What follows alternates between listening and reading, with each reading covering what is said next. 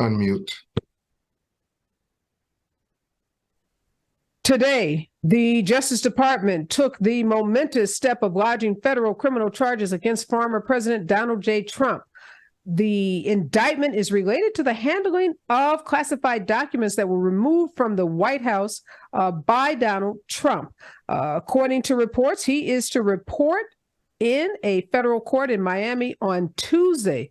We haven't gotten full details on what the indictment says, but there are reports that there are 7 counts, including in this indictment. Again, former President Donald J. Trump has been indicted on federal charges. He is the first former president in the history of the country to ever face federal charges.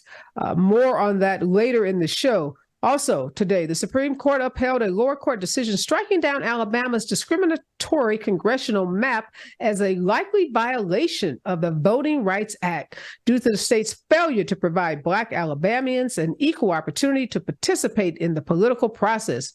Former U.S. Attorney General Eric Holder heralded the decision as a victory for all Americans and as an important step toward equal voting power and representation for voters of color across the country. Voting rights advocates had feared the decision about redistricting in Alabama would undermine the Voting Rights Act, which instead appeared to emerge unscathed. Justice Kavanaugh and Roberts sided with liberals for the 5-4 decision. Forest fires continue to burn across Canada today as the country endured its worst ever start to wildfire season, forcing thousands of people from their homes and sending a smoky haze billowing across the United States, especially cities like New York, where residents are urged to stay inside and to wear face masks if they must leave their homes. And yesterday, President Biden vetoed an effort to block his student loan forgiveness plan. Biden wants to cancel up to $20,000 in federal student loans for tens of millions of Americans, but the proposal has faced legal challenges and Republican opposition. Yesterday's veto brought an end to a Republican-led bill to strike down the program. The Supreme Court is set to rule this month on the plan's legality. Companies are making a more aggressive return to office push. For example, Google issued an ultimatum yesterday to staff to come in at least 3 times a week, and tech giant Salesforce said it will donate to charity for each day workers show up. Notwithstanding the push, office occupancy remains stuck below 50% of the pre-pandemic levels. Workers just aren't willing to give up the flexibility they gained since 2020. Trump attorneys were told at a Monday meeting in Washington that prosecutors at the Department of Justice that were targeting him as a result of the classified documents investigation. Trump's advisors were preparing for what happened today, which was the indictment of the former president. His advisors maintain that he's done nothing wrong and, in fact, are claiming that the prosecutors have engaged in misconduct, and they're claiming that the misconduct is so egregious that it should result in the dismissal of the indictment. Conservatives have brought the House to a halt as anger at Kevin McCarthy's debt deal remains. A small group of right-wing rebels blocked legislation on the House floor for a second day, forcing leadership to cancel votes for the rest of the week. These legislators are protesting Speaker Kevin McCarthy's handling of the debt deal he struck with President Joe Biden. This is Areva Martin in real time, and I'm your host, Areva Martin. This is your one-stop destination for today's trendy news, expert analysis, and my unfiltered opinions. This is Hour 2, and in Hour 2, we go behind the headlines and dig deeper into the stories you are talking about. And today, there is not a bigger story than the story of Donald Trump being indicted. In this hour, I'm also giving away a swag bag, a KBLA swag bag, as well as giving listeners an opportunity to enter a drawing so that they can get an exclusive invite to a KBLA Juneteenth party. So this is how this is going to work. If you're the second caller right now, you can win a KBLA Talk 1580 swag bag and interest into our exclusive second anniversary party on Juneteenth. That's Monday, June 19th. You'll be hanging out with all of our talk show hosts, some amazing artists who will be performing live on stage. You'll be treated to food, drink, dancing, and lots of fun as we celebrate KBLA's second anniversary as your favorite talk radio station. So give us a call right now at 1-800-920-1580, and you may be the lucky winner. Again, we are looking for the second caller to call to win a KBLA Talk 1580 swag bag. All right, we're going to announce that winner a little later in the show, but the breaking news of the day is that former President Donald Trump has been indicted. When we come forward, we're going to talk to a lawyer and Democratic strategist to help us put into context the significance of today's indictment. Stay with us, KBLA Talk 1580. If you're not listening to Tavis Smiley weekday mornings on KBLA Talk 1580, you're missing out. Everybody wants to talk to Tavis. That's one reason, by the way, why I'm so thrilled to have this conversation with you today. The three people I always most hoped would interview me were Phil Donahue, Studs Terkel, and Tavis Smiley. Donahue's retired, Terkel's deceased, so this is a real thrill for me. And the reason why I have such respect for what you do is you have a historically informed conversation of depth and detail. Be sure to tune in to Tavis Smiley weekday mornings, 9 a.m. to 12 noon on your unapologetically progressive radio station, KBLA Talk 1580. KBLA Talk 1580. Is the pen mightier than the sword? They say the pen is mightier than the sword. At KBLA Talk 1580, we not only have a lot to talk about, we have a lot to write about. Politics, relationships, business, empowerment, and culture. The all-star roster at KBLA Talk 1580 has you covered. That's what it's all about. Be sure to follow us on all our socials for our latest book releases, op-eds, essays, and commentaries from our hosts. And, of course, download the KBLA 1580 app as we strive to remain your most trusted, credible, and reliable source for the issues you care about. This is unapologetically progressive. KBLA Talk 1580. What up, baby?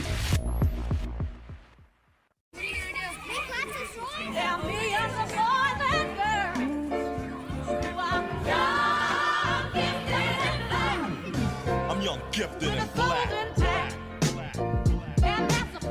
At KBLA Talk 1580, we do more than just talk. Hey there, I'm Jared Hill, president of the National Association of Black Journalists of Los Angeles, and I just want to say thank you for the benevolent $10,000 donation and scholarships for the next generation of black journalists. And I'm Haywood Galbraith, photojournalist and founder of the Minority Photojournalism Institute. Thanks, KBLA, for your generous $10,000 scholarship gift to help us train the next generation of black photojournalists. Congratulations to all the students who will benefit from the scholarship dollars raised at our Black History Month luncheon, honoring black legends in LA media. When we come forward at KBLA Talk 1580, we're bringing everybody with us. Everybody with us. Everybody with us. Everybody with us. Connection established. Access granted. In a survey conducted by the public opinion research firm Eviderus, KBLA Talk 1580 consistently emerged as the station of choice for black audiences in the Los Angeles media market and beyond. The survey also revealed that the vast majority of black audiences are concerned about the lack of black-owned media and are more likely to listen to talk radio that focuses on issues that impact the black community. For some reason, the other talk stations haven't quite figured that out. If you think about KFI, well, KFI only has like a 3% black listenership. 3%. So there's a good 97% out there to support a station like KBLA. At KBLA Talk 1580, we've got your black. Your black. Your black. Okay, we have a winner of the KBLA 1580 swag bag, Tracy Porter. Congratulations to you. You are winning a phenomenal KBLA Talk 1580 swag bag, and you are going to be entered into a drawing to perhaps receive an exclusive ticket to our second anniversary Juneteenth party, where you get to hang out with all the KBLA hosts and enjoy an incredible party. So thank you for being the second caller, and thank you for making KBLA Talk 1580 your favorite talk radio station. All right, I am joined in this hour by Richard Greene. He is an attorney and he's a Democratic political strategist. I had to get Richard on the line because this historic news, the news that Donald Trump, former President Donald J. Trump, has been indicted, is going to be the top of the news for the next 24, 48 hours, probably for the next week. Richard, thanks for jumping on and making yourself available at such short notice. What do you make of the news that Trump has finally been indicted? And this is with respect to the documents investigation, the removal of classified documents from the White House. So impeached twice, indicted twice. The question is, will it really matter? And I think ultimately no, but I'm celebrating this because I think it's good news for us, those who hate MAGA Republicans. The MAGA Republican brand is based on victimhood. This is only going to intensify the deep emotional connection his supporters have. But as you said during the break, Areva, you can't win the country with just MAGA supporters. But that's why I want this guy, this criminal, and I'm going to say that, of course, he's not been convicted, to be the nominee, because I think that even a weakened Joe Biden, Kamala Harris ticket can beat Donald Trump in the general, because it's beyond the pale. Enough already, right? Indicted twice, and maybe it'll be 3 times, maybe it'll be 4 times. Average, rational, sane human beings do not like this. Yeah, it's just kind of hard to say the guy I'm voting for has to show up in the Manhattan courthouse in March, because let's be clear, Alvin Bragg, who indicted him on a 30-count indictment in New York City, that trial has been set for March of 2024. Now, Trump has to turn himself in on Tuesday to a federal court in Miami. I don't know how many times the guy you're voting for can be in court before you say, maybe this is not the guy I should be voting for. And the good thing about Chris Christie being in the race, we should note, Richard, is Chris Christie will take off the gloves. He's not running to be vice president. He's not running for a cabinet position. I think he's running for revenge, for retribution, because hanging with Donald Trump in that first term made him look like a complete idiot. So I think if anybody's going to go toe-to-toe with Donald Trump and tell the country what a loser he is and how unfit he is to be president, I think it's going to be Chris Christie. I agree. And Chris Christie is a very talented, articulate guy. But I'm afraid of Chris Christie in a general election. I do not want him to be the nominee from a partisan basis. But also, Areva, probably the most damning legal issue that has come out against Donald Trump recently is the E. Jean Carroll thing. I mean, that's even worse than messing with documents. You literally sexually assaulted a woman in a department store, and that's the high standard of being president. I mean, but again, I think we have to make this divide between cultists and rational people. And yeah. I don't think, and that's what it is. I mean, it's so obvious to us this man is not qualified to do anything, but it's so obvious to the others that he is, this superhuman who's being victimized. And there's not a single soul, Richard, other than white male Donald Trump that could be twice impeached, twice indicted. And thank you for reminding us, a $5 million civil judgment against you, both compensatory and punitive. Compensatory and punitive for sexual assault and defamation, which basically says you're a liar and you are a predator, yet he still be leading the Republican Party in the polls. We just got to call a spade a spade. This guy is benefiting from white privilege on steroids. But let me ask you this, Richard, about this indictment. This is about the documents case. Some pundits say that this is not the case that the DOJ should have indicted on, that they should have continued on the January 6th insurrection case. What do you say to that? Everything. You don't get to choose. We're just going to pick the most important homicides that you've committed. No, you've got to charge everything. And I just have to push back a tiny bit. Yes, absolutely white privilege. Absolutely no person of color could probably ever come close to getting away with what Donald Trump is getting away with. But I have to say, as a communication strategist, Donald Trump is world-class con man. He's the best we've ever seen in our lifetime. And you have to factor that in. I mean, who, when you're indicted, is the one to break the news? Hey, everyone, I was indicted. I mean, he knows how to play the game of victimhood and con manism and cult leader better than anyone. I got to go. I think this Thank is you awesome. so much, Richard. I'll have to have you back. There's going to be so much to talk about as it relates to this historic day.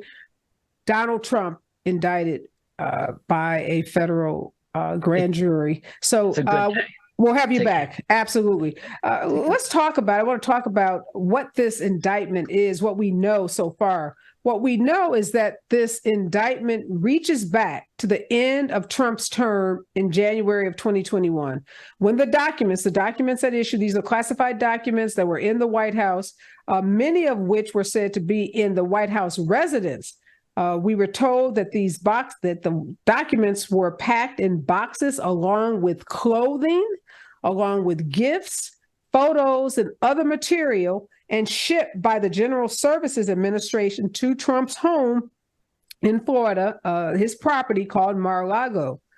We know that after lengthy efforts by the National Archives throughout much of 2021 to get Trump to turn over the material, he had taken with him material that was considered government property under the Presidential Records Act. That's a very important piece of this story. So this isn't just the General Services Administration asking for documents back because they want them back. These documents are covered by an act, an actual statute called the Presidential Records Act. So after the General Services Administration made repeated requests to Trump to return the documents, Trump did turn over 15 boxes of material. Now, he did this in January of 2022. The boxes which he turned over contained highly sensitive material with classified markings. And it was because of the documents that he returned in the 15 boxes, because these documents were considered highly sensitive, had these classified markings, this prompted a Department of Justice investigation. Because now the Justice Department is looking at, wait a minute, these are documents that were removed from the White House, documents that are protected by this Presidential Records Act, documents that are classified, which means they contain some of the U.S.'s top secrets, secrets that if gotten out, secrets that if they were revealed to our enemies and maybe even to our allies, could put our safety and our security at risk. What else happened in this case? Last August, federal agents descended on Mar-a-Lago to conduct what was an extraordinary search that turned up even more documents. In this search, federal agents discovered that even though Trump and his team had responded to a subpoena that had been issued to the president earlier, demanding the return of additional documents, that during the search, there were more documents to be discovered. So here you have the General Services Administration demanding, requesting, cajoling, begging, pleading for the return of documents. They do this for about a year. They eventually get 15 boxes returned. They realize in the 15 boxes, these were boxes that had clothes and gifts and all kinds of personal materials in them, that they're classified documents. This prompts the investigation, the Department of Justice. They get involved. They try to get Trump to confirm that he's turned over everything. They're getting tips. We're learning that they're getting tips from someone inside of Mar-a-Lago that Trump has not turned over all the documents. That's why that subpoena is issued. Trump's team then writes an affidavit saying we've turned over, now we're turning over everything. They don't believe them because they're still not convinced that all of the documents have been turned over. Federal agents conduct a search of a former president's residence. They go in and yet they find additional documents. Now, it's important to note, as Donald Trump talks about prosecutorial misconduct, as he talks about prosecutorial overreach, as he talks about this being a witch hunt, as he blames the Biden administration, as he blames the FBI, as he blames the Department of Justice. So important to note that the Department of Justice repeatedly questioned Trump's level of cooperation with his efforts to recover the documents, saying that it had recovered more than 100 documents containing classified markings, even after there had been an attestation by one of Trump's lawyers that a diligent search, and that's what his legal team said, they did a diligent search and they couldn't find any other documents. So again, here's the context here. You send a subpoena, you serve a subpoena on Trump's team. His lawyers, whose job it is to do a diligent search. A diligent search means I go through all the documents. I search the drawers. I search the closets. I search everywhere. And then you sign an affidavit. And you sign that affidavit under the penalty of perjury, saying that after a diligent search, we have turned over all the documents. Now, when a lawyer does that, they're putting their credibility on the line. They're putting their law license on the line, because if they are not telling the truth when they sign that affidavit, they themselves risk criminal investigation, criminal prosecution for making a false statement on an affidavit that is submitted to federal agents. This is a simple case on one hand. Documents are removed. Documents remain at Trump's personal residence. Trump resists efforts to turn over all the documents despite repeated requests. This goes on for more than a year. Because think about it, this is 2023. This is June of 2023. Trump has not been in the White House since January of 2021. So all of those Republicans and pundits who are suggesting that somehow this is a rush to judgment, or that Trump was treated unfairly, that he wasn't given the same opportunity as Biden and even Mike Pence to turn over documents, that is patently false. That is false. This has been a year investigation by the Department of Justice, but before the Department of Justice got involved, it was the General Services Administration that was requesting these documents and trying to work with the Trump administration, the former Trump administration, the Trump advisors, the Trump legal team, to ensure that all of these documents were turned over.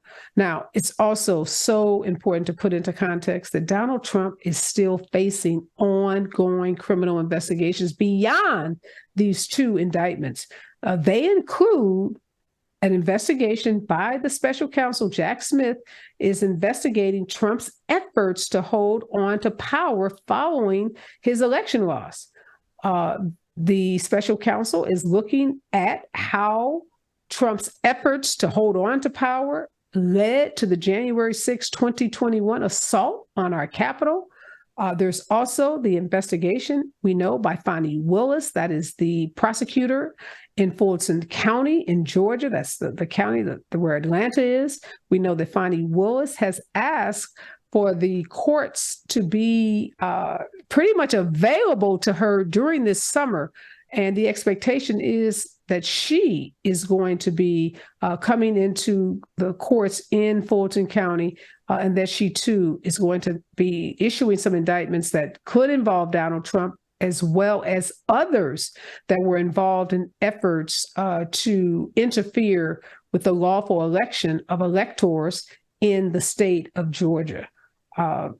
Trump is scheduled, last but not least, he is scheduled to begin a criminal trial in Manhattan associated with the hush money payment to Stormy Daniels. We know that Michael Cohen served time for his involvement with that hush money payment. We know the allegations there is that Trump directed Michael Cohen to pay off Stormy Daniels so she wouldn't come forward with information about their affair. This was happening 2 weeks before the 2016 election.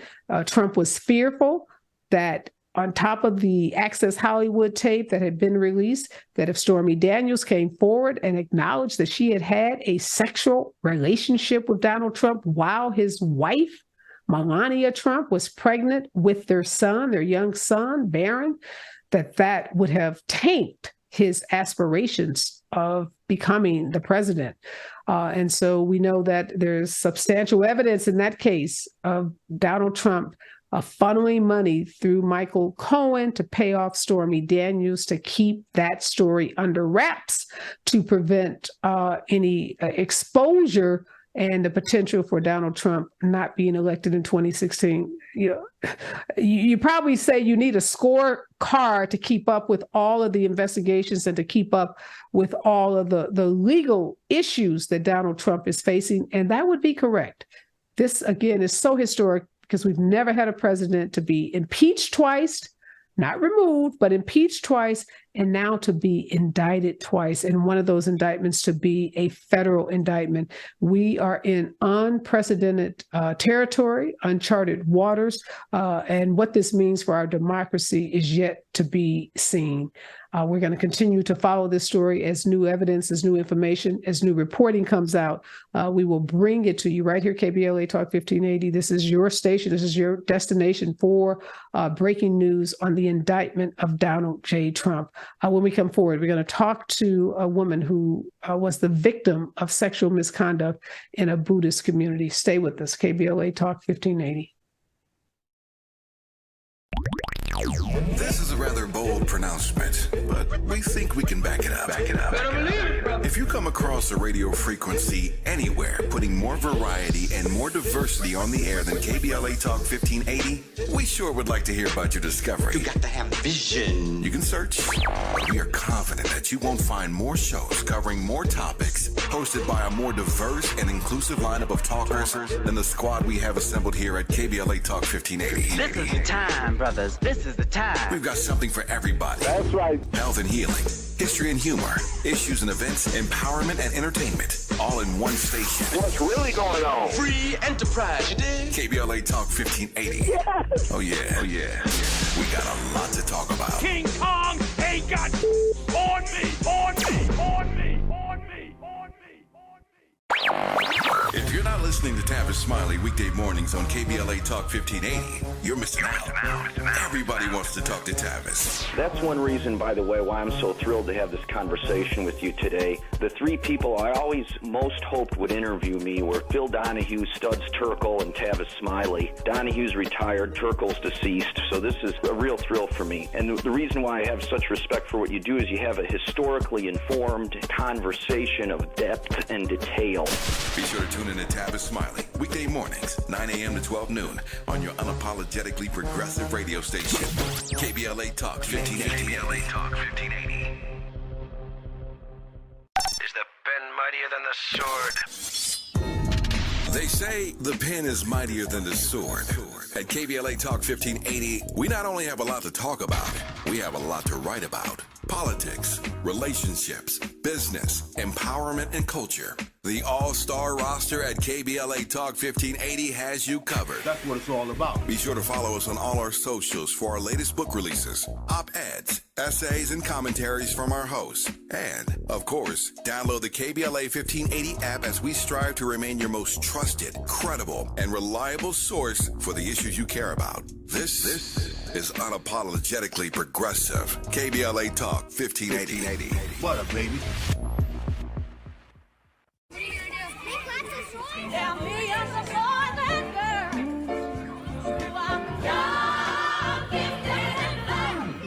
I'm young, gifted, and black.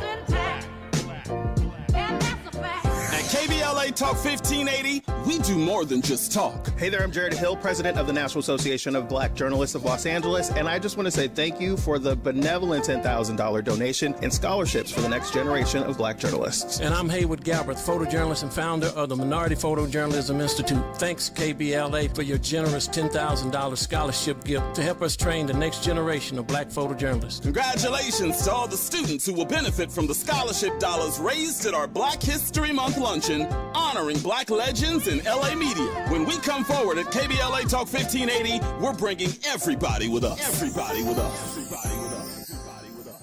Everybody with us. Permission established. Access granted. In a survey conducted by the public opinion research firm Eviderus, KBLA Talk 1580 consistently emerged as the station of choice for black audiences in the Los Angeles media market and beyond. The survey also revealed that the vast majority of black audiences are concerned about the lack of black-owned media and are more likely to listen to talk radio that focuses on issues that impact the black community. For some reason, the other talk stations haven't quite figured that out. If you think about KFI, well, KFI only has like a 3% black listenership. 3%. So there's a good 97% out there to support a station like KBLA. At KBLA Talk 1580, we've got your black. Your black. Your black.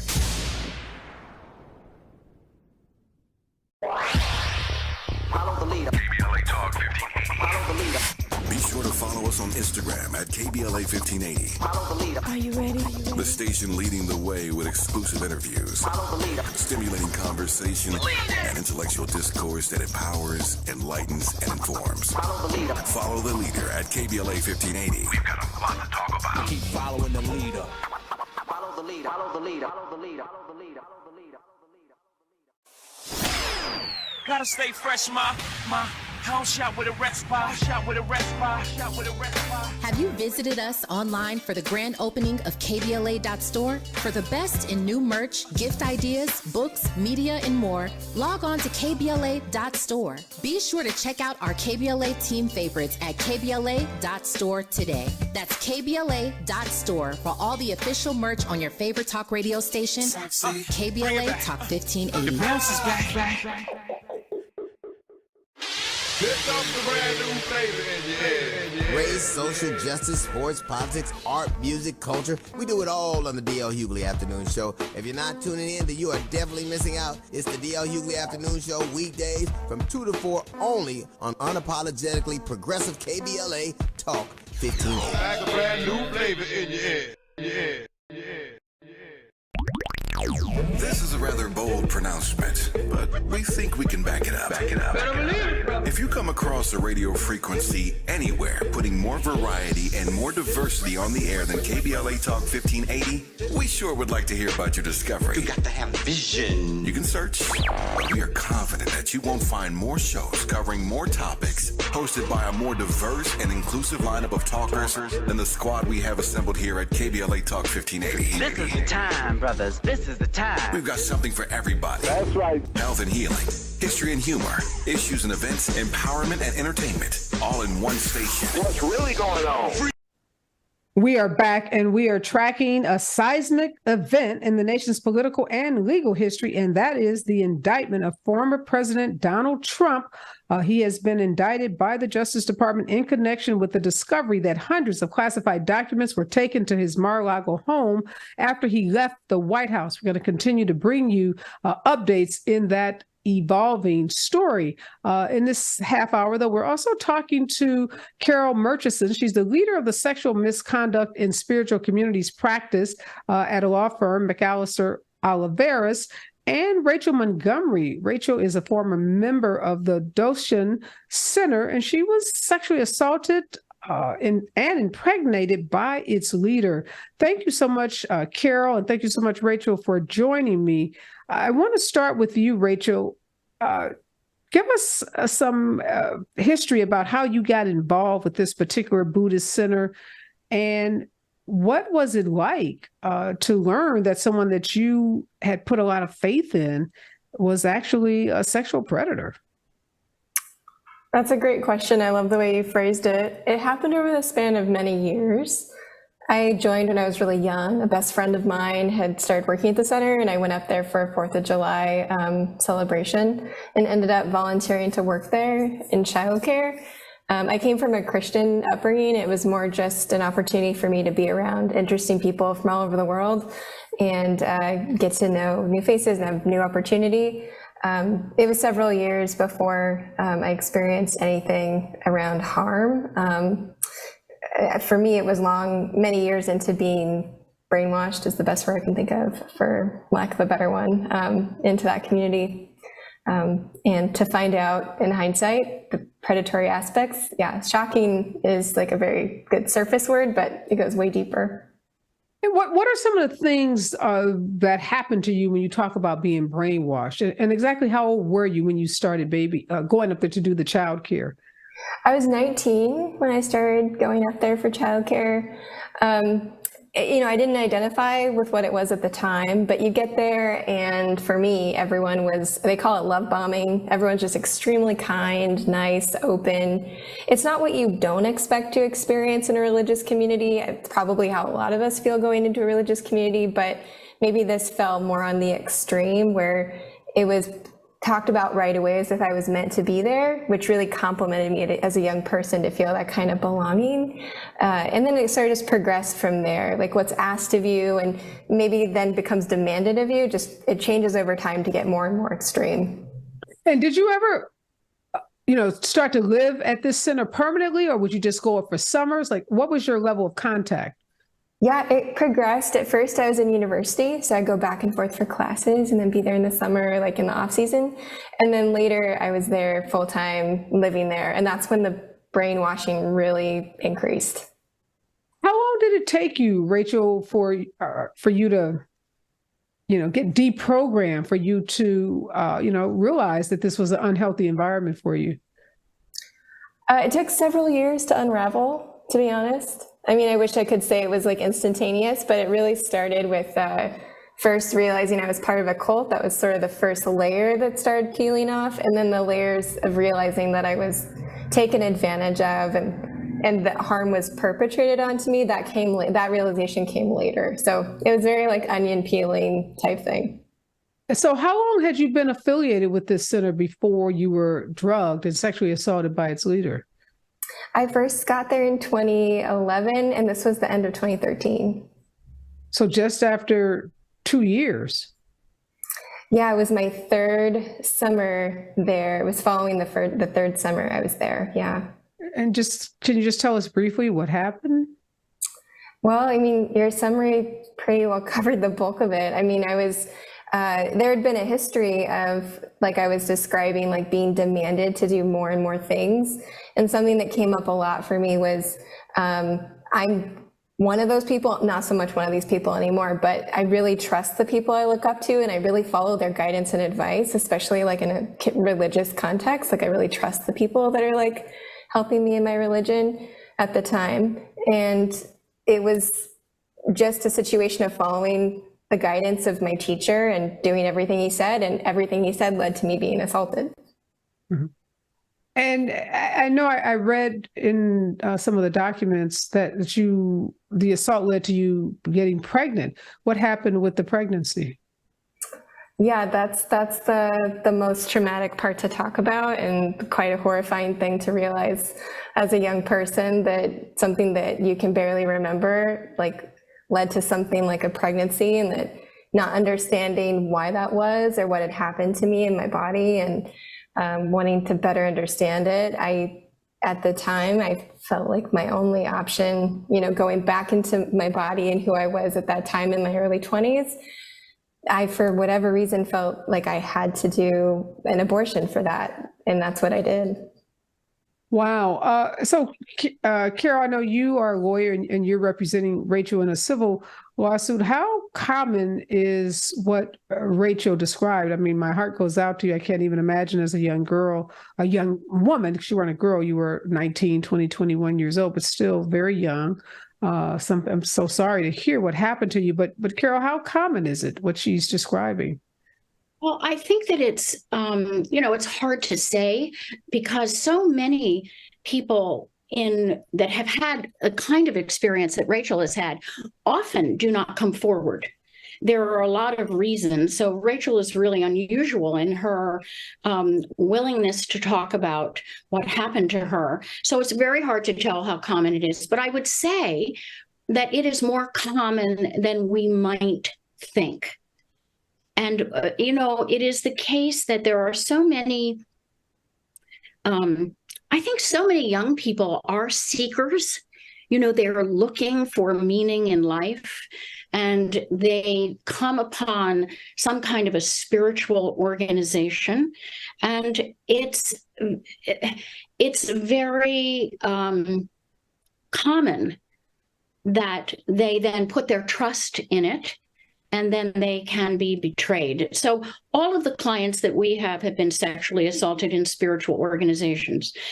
There are many, and I think one of the disturbing things about it, from my point of view, is that there's no oversight on any of these spiritual communities, whether they be Buddhist, whether they be yoga. There's no organization, there's no government regulation. They are really free agents in the United States and Canada. And this particular leader, Carol, that assaulted Rachel, what happened to him? Is he still practicing? Was he ever criminally prosecuted? Do you know if there were others that he sexually assaulted as well? Well, what I do know is that there has been and is ongoing, as I understand it, an investigation. So there have been no criminal charges that have been brought at this time, which is also not uncommon. It is very difficult, as you probably know. You've probably spoken with others on your show who've talked about rape and the very, very few instances of rape that are actually prosecuted criminally in this country. It's very, very small. Mm-hmm. It's a system that doesn't necessarily work for survivors of gender violence. And so that has not materialized, but we have filed a case and we are prosecuting on Rachel's behalf in civil court, which is, of course, as you know, a completely different process, but one in which at least the survivor has more, I would say, more resources, more agency, more say in what happens as opposed to the criminal process. So why, Rachel, you said this happened in 2013. We're now 10 years from 2013, 2023. Why tell your story and why tell it now? Once I fully realized what happened, like the weight of the necessity to do something really fell hard on my shoulders. Like, okay, this could happen to other people. If you Google this person or this group, you're not going to find anything. You're not going to be able to protect the people you care about if you hear they're going to go learn from this center or from that teacher. I felt like the responsibility was I couldn't evade not being open about it in order to protect other people. And Rachel, again, kudos to you for having the courage to come forward. I know how difficult it must be for you to do that. In telling your story, though, have you had other people say, wow, something similar happened to me? Thank you for sharing your story. It gave me voice to tell my story.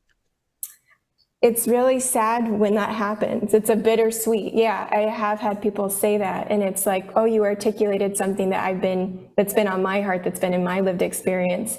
And every time I hear that, I feel grateful for taking the time to do what I'm trying to do, which is be transparent about what happened to me. But then I also feel really sad for that person because I know how hard that is to have gone through that and to be in recovery from it. When we come forward, we'll talk more with Rachel about how you recover from such a betrayal from your spiritual leader and what it's like to be transparent about sexual assault, particularly in this era of Me Too. Stay with us, KBLA Talk 1580.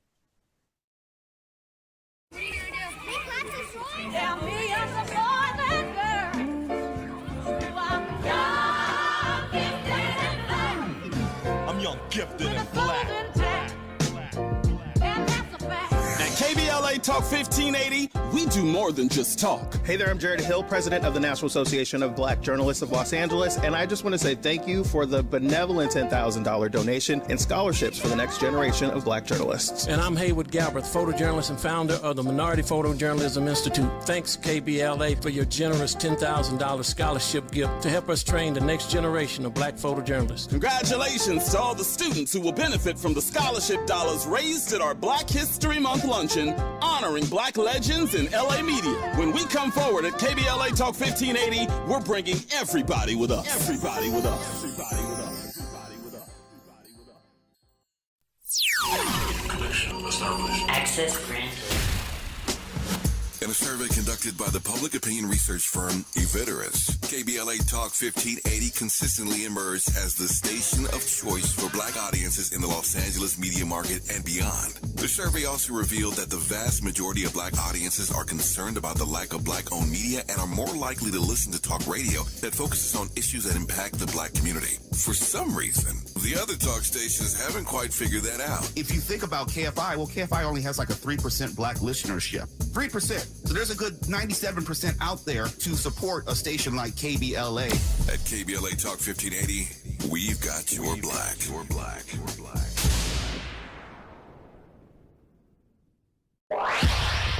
Follow the leader. KBLA Talk 1580. Follow the leader.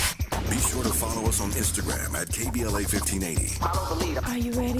The station leading the way with exclusive interviews, Follow the leader. stimulating conversation, and intellectual discourse that empowers, enlightens, and informs. Follow the leader. Follow the leader at KBLA 1580. We've got a lot to talk about. Keep following the leader.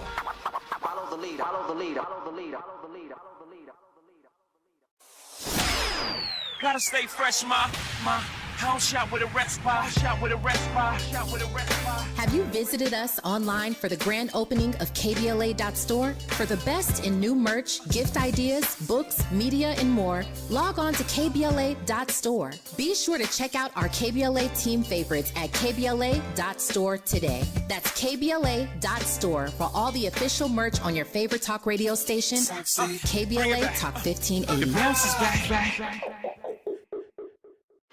Here comes the brand new flavor in your head. Race, social justice, sports, politics, art, music, culture. We do it all on the D.L. Hughley Afternoon Show. If you're not tuning in to you. I'm back with Carol Murchison. She's the leader of the Sexual Misconduct in Spiritual Communities practice at McAllister Oliveira's law firm, and Rachel Montgomery. She's a former member of the Doshan Buddhist Center, and she was sexually assaulted. She was drugged and impregnated by its leader. And she's now breaking her silence, telling her story. She's also filed a civil lawsuit. Rachel, I want to ask you, how much did the entire Me Too movement and witnessing women come forward, whether they were women who were sexually assaulted by Harvey Weinstein or Bill Cosby, how much did the stories of those women influence your decision to come forward? It's funny, at the time the movement started, I didn't identify what had happened to me yet as assault. I mean, now it's clearly, I can say it to any person on the street or someone who knows consent and everyone is in agreement. It was not consensual, it was assault. But it took me years after, recovering from realizing I was in a cult to finally come to a place where I could identify that. That being said, the media and content that's available to be able to hear things that happen, the shadiness and the gray around all these circumstances that women find themselves in and individuals find themselves in around being taken advantage of, it helped me have a different lens, and it all sort of penetrated and built over time for me to get to a place to see things differently. That was the impact of seeing those different, maybe less dominant narratives become more dominant and more present. To have that to listen to was really helpful and has continued to be really supportive. What advice would you give, Rachel, to someone that might be in a situation at a religious or spiritual organization? They feel like they, want out, but they don't know how to get out. Maybe they've been brainwashed in the way that you said you were. What advice would you give to that person? For me, if I could have gone back and talked to myself, I would have said, listen to your body, listen to your gut. If you're feeling physically uncomfortable, if any part of you feels like something's off or not right or just not consistent, or you feel confused, things are as transparent as you feel like they could be, to listen to that and not to be afraid to ask questions. And if your questions aren't answered, or you experience gaslighting and people skirt around the questions, it's a good time to give yourself permission to take a pause, to gather more information, and to listen to yourself, and to get a breather, because it's so overwhelming to be in a cult or religious community where there's no space for you to think and think for yourself. So the first step is just to get a pause, just to get away. Well, I just want to thank you so much, Rachel, for having the courage to come forward to tell your story. Best of luck to you as you continue on your journey of healing. And thank you so much, Carol, for the work that you're doing in your law firm in terms of helping to prosecute these cases, because as you said, they're very difficult oftentimes to be criminally prosecuted, but there is an opportunity in so many of these cases for civil prosecution. Thanks to both of you for joining me in the show today. And, we will continue to lift up this story. Anything we can do to help raise your voice, Rachel, on this very important issue, we will definitely do, because we are, stand in solidarity with sexual assault victims, and really, really want to make sure that we provide a space for them to tell their stories. So again, thanks to both of you for joining me today. Thank you for having me. Thank you again. Today we've been tracking this breaking news on Donald Trump, and more news is coming in, more information about this historic indictment of our former president. Never before has a president been indicted on federal charges. What we're learning now is that, as I've said throughout the show, that the indictment is related to the investigation of Trump and his handling of classified documents. We're now learning, though, additional information that the indictment contains 7 counts against the former president, and they include a conspiracy to obstruct, a willful retention of documents, and false statements. Again, we're getting a first look at what the indictment actually contains. The indictment was filed in the federal district court in Miami. We learned yesterday that a grand jury was actually convening in Miami, and that if an indictment was to be issued, that it was likely that would happen in Florida. Now we are learning that indictment was filed in the federal district court in Miami. That's where Donald Trump's home property is. That's where Mar-a-Lago is. That's where these documents were. This is where he was engaged in this obstruction, his refusal to turn over these documents. And again, this 7-count indictment includes willfully retaining national defense secrets in violation of the Espionage Act, making false statements. So false statements to law enforcement agencies, that is a federal crime, and obstruction of justice. And it's apparently there's a conspiracy charge here too. It's interesting to see not a lot of information about who else may be involved, whether there'll be some additional indictments. Whenever there's a conspiracy charge, that means that someone else was involved. We know there were lots of lawyers who were allegedly engaged in due diligence to help find these documents. Remains to be seen if any of them might be caught up in this indictment. We know that Donald Trump is expected to surrender himself to authorities in Miami on Tuesday. The indictment was filed by the Office of the Special Counsel, Jack Smith. You will recall that U.S.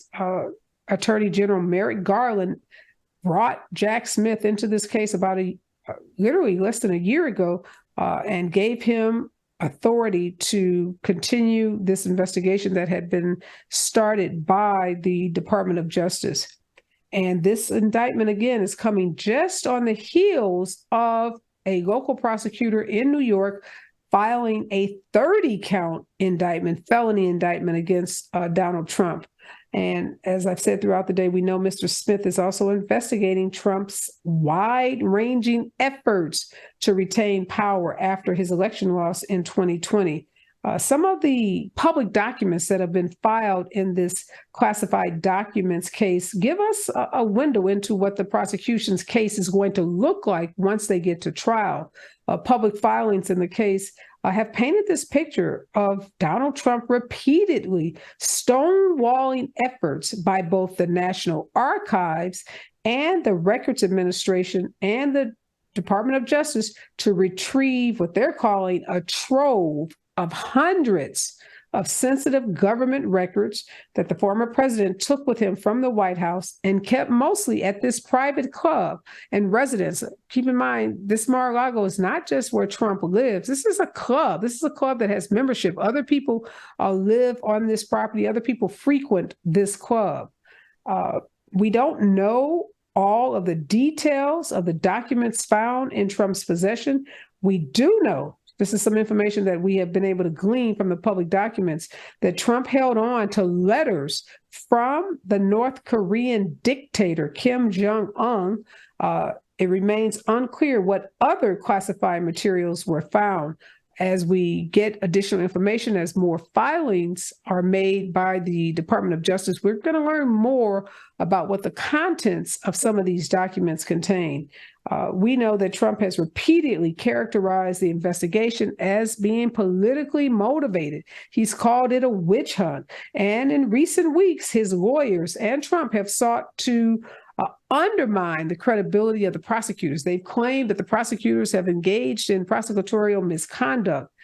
They've claimed that the prosecutors have treated Donald Trump unfairly. They've compared Donald Trump to Joe Biden, to Mike Pence, and have said that the prosecutors treated those two individuals, Biden and Pence, differently when it came to trying to retrieve classified and sensitive materials that were found both at one of Biden's residence and one of his offices and at Mike Pence's residence. But that is just subterfuge. That's deflection on the part of Donald Trump, because unlike Donald Trump, both Biden and Pence have cooperated from the start with federal investigators, with federal agencies, and they, in fact, initiated the calls to return those documents. So Donald Trump has gotten what many people believe he has deserved. He has often operated as if he is above the law, as if the law does not apply to him. And today, the Department of Justice sent him a very loud and very clear message that he, despite being a former president, despite being someone who's running for president, despite even being the front runner in the Republican race to be president, he is not above the law. And I would say today was a good day for our Department of Justice. It was a good day for the law, and it was a great day for our democracy. The next voice that you hear will be Robin Ayers and the Raw Report right here on KBLA Talk 1580. Mightier than the sword. They say the pen is mightier than the sword. At KBLA Talk 1580, we not only have a lot to talk about, we have a lot to write about. Politics, relationships, business, empowerment, and culture. The all-star roster at KBLA Talk 1580 has you covered. That's what it's all about. Be sure to follow us on all our socials for our latest book releases, op-eds, essays, and commentaries from our hosts.